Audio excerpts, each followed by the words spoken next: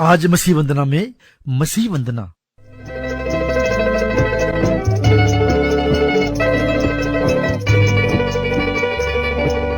वंदना करते हैं हम, वंदना करते हैं हम, हृदय को तेरे सामने लाकर रखते हैं हम।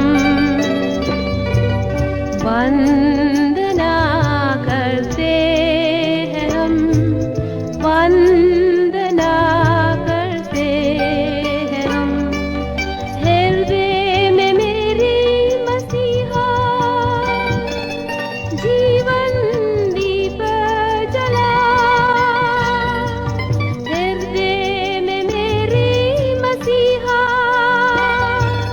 जीवन दीप जला, हृदय के पापों को धोकर प्रेम की राह दिखा, हृदय के पापों को धोकर प्रेम। मसीही वंदना सुनने वाले सभी भाई बहनों को हमारा नमस्कार। आप सभी का आज के इस कार्यक्रम में हम स्वागत करते हैं और आपके लिए एक और कार्यक्रम लेकर उपस्थित हैं। लीजिए प्रस्तुत है एक गीत और उसके बाद रेवरेंड MP सिंह से सुनिए आज का संदेश।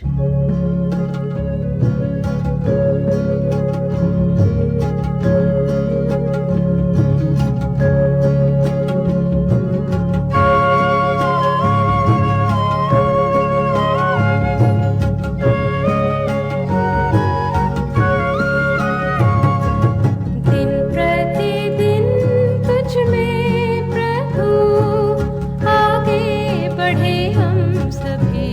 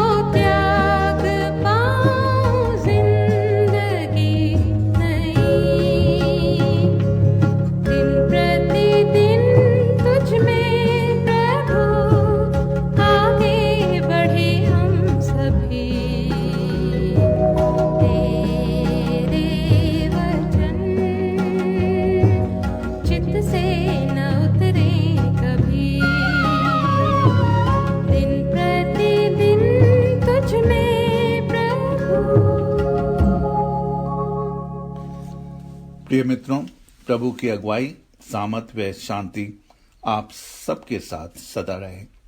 आज के स्मरण का आधार यहोशू 5 और 6 अध्याय पर आधारित है। इस यात्रा में एक बड़ी बाधा पर विजय का वर्णन है जो यरीहो नगर पर जीत थी। मूसा की अगुवाई में जिन इस्राएलियों ने मिस्र की गुलामी से स्वतंत्रता को अनुभव किया था, वे परमेश्वर के प्रति बलवा वे कुड़कुड़ाने लगे। तो परमेश्वर ने 40 वर्षीय यात्रा में इस पूरी पीढ़ी को जंगल में मृत्यु द्वारा समाप्त कर दिया। केवल यहोशू व कालेब को छोड़कर अब प्रतिज्ञा के देश में प्रवेश करने वाली पूरी नई पीढ़ी थी।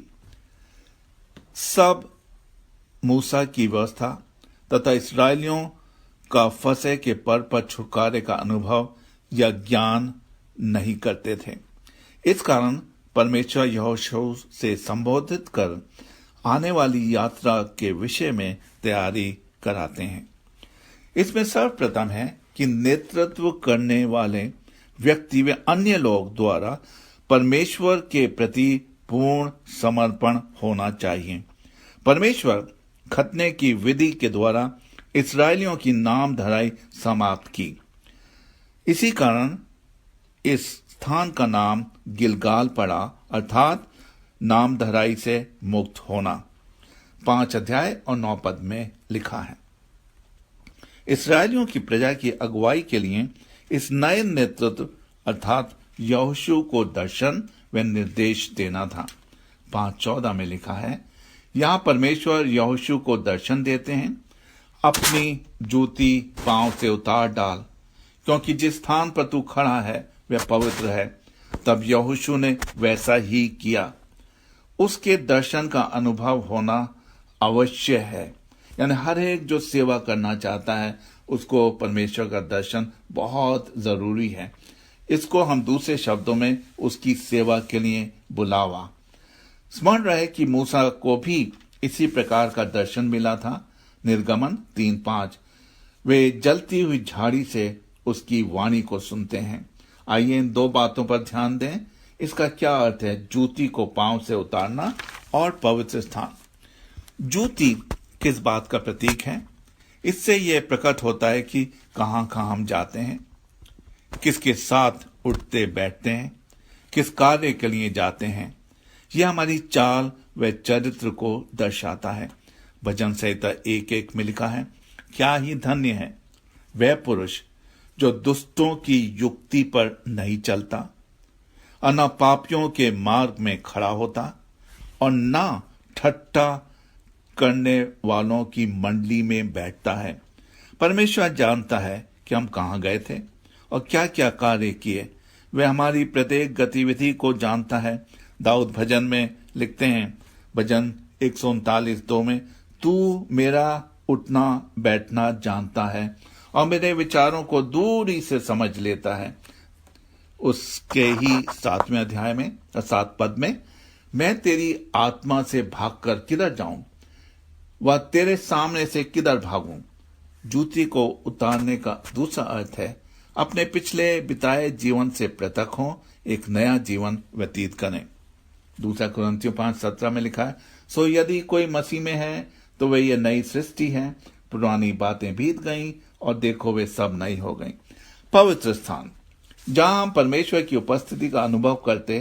परमेश्वर का वचन कहता है, जो लेवी व्यवस्था 11:44 में पाया जाता है, क्योंकि तुम्हारा परमेश्वर यहोवा मैं हूं, इस कारण अपने को शुद्ध करके पवित्र बने रहो, क्योंकि मैं पवित्र हूं। हम जानते हैं कि जब हम परमेश्वर की आज्ञा व निर्देश की अवहेलना करते हैं तो उसके वचन के विरुद्ध जाने के कारण पापी ठहरते हैं। परमेश्वर ने इस अलगाव और दूरी को समाप्त करने अर्थात निकट लाने के लिए अपने इकलौते पुत्र को संसार में भेजा।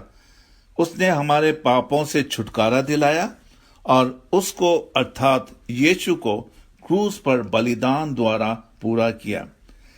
किसी ने कहा है, परमेश्वर का पुत्र मनुष्य का पुत्र बना ताकि मनुष्य का पुत्र परमेश्वर की संतान बन जाए। जब हम इस पर विश्वास करते हैं तो हम भी उसके पुत्र यीशु द्वारा परमेश्वर की संतान बन जाते हैं। यूहन्ना 1:12 में लिखा है, परंतु जितनों ने उसे ग्रहण किया उसने उन्हें परमेश्वर के संतान होने का अधिकार दिया, अर्थात उन्हें जो उसके नाम पर विश्वास रखते हैं। परमेश्वर चाहता है कि हम पवित्र जीवन व्यतीत करें, उसके स्वभाव को अपनाएं और अपने चरित्र व व्यवहार में उसको समान बनाएं। अब हम यरीहो नगर पर विजय प्राप्त करने के निर्देश को पाते हैं, जो कि यहोशू 6:3-5 में लिखा है। योद्धा नगर को घेरने और उसके चारों ओर एक बार घुमाएं। 7 याजक परमेश्वर की वाचा के संदूक के आगे जुबली के 7 नरसिंगे लिए चले। 7वें दिन नगर के चारों ओर 7 बार परिक्रमा करें। याजक भी नरसिंगे फूंकते चलें। इसके साथ अन्य लोग नरसिंगे का शब्द सुनते हुए बड़ी ध्वनि से जय जयकार करें। इसका क्या प्रभाव होगा? शहरपनाह की दीवारें नींव से गिर जाएंगी, ताकि ये सेना जहां से परिक्रमा कर रहे हैं वे शहर में प्रवेश कर अंदर चलें। राहाब के परिवार से जो वाचा भेदियों द्वारा बांधी गई थी उसे पूरा किया जाए। अर्पण की वस्तुओं से अपने आप को अलग रखना, अर्थात उसमें से अपने लिए कुछ नहीं रखें। इस मनन से हमें बहुत सी बड़ी व उपयोगी सीख मिलती है। परमेश्वर अपने लोगों से जो वाचा बांधते हैं उसे पूर्ण रूप से निभाते हैं।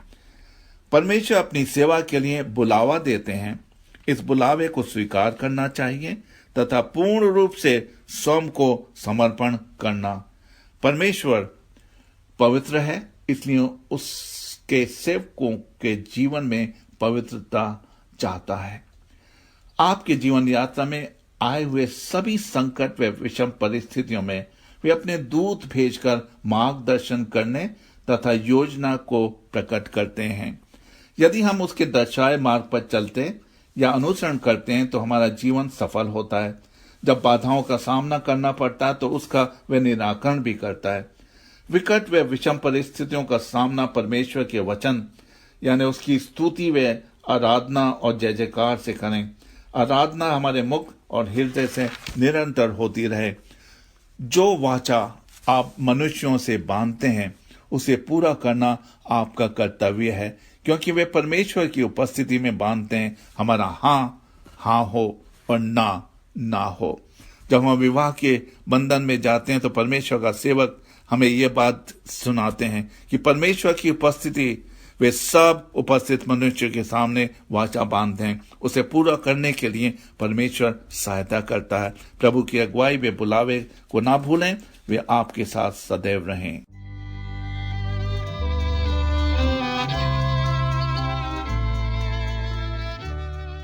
हमारी आशा है आज के कार्यक्रम से आपने आशीष पाई है। अपनी आशीषों और अपने विचारों से हमें भी अवगत करवाएं। हमारा व्हाट्सएप नंबर है 9319473370 9319473370। हमारा ईमेल है info@masihivandana.org। कल एक नए कार्यक्रम के साथ आपसे फिर मिलेंगे। परमेश्वर की आशीष आप पर बनी रहे। आमीन।